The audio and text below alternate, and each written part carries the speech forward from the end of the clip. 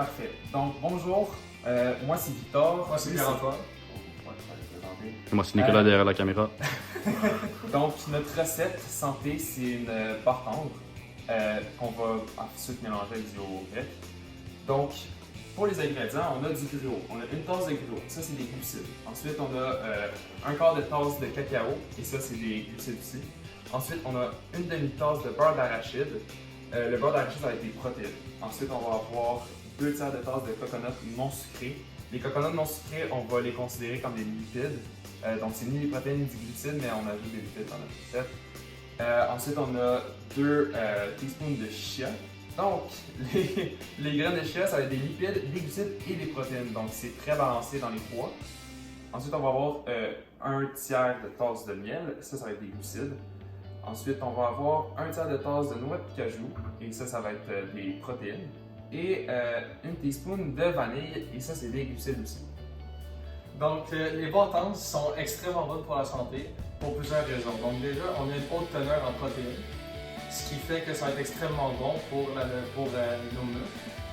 Il va aussi avoir une quantité de lipides qui est quand même intéressante, surtout que la majorité vont être des polyinsaturés. Ce qui est le plus important à avoir, c'est les mêmes.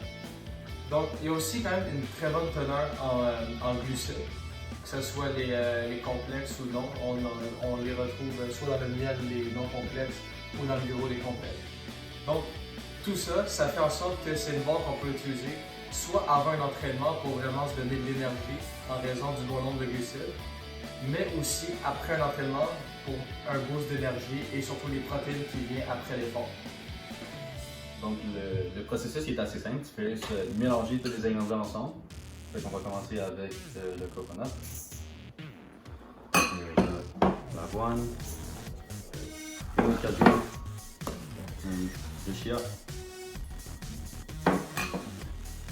le Dutch cocoa powder, le miel,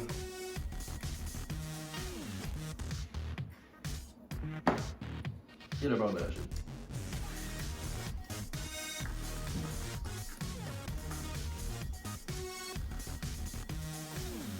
Une fois que tout est dans le mélange, tu fais le mélanger jusqu'à ce que ça donne une texture et que c'est tout complètement. Ça va pas être exactement être homogène, mais ça va être assez épais pour que tu sois capable de le comprimer dans le fond d'un plat pour que ça prenne la forme d'une bâton.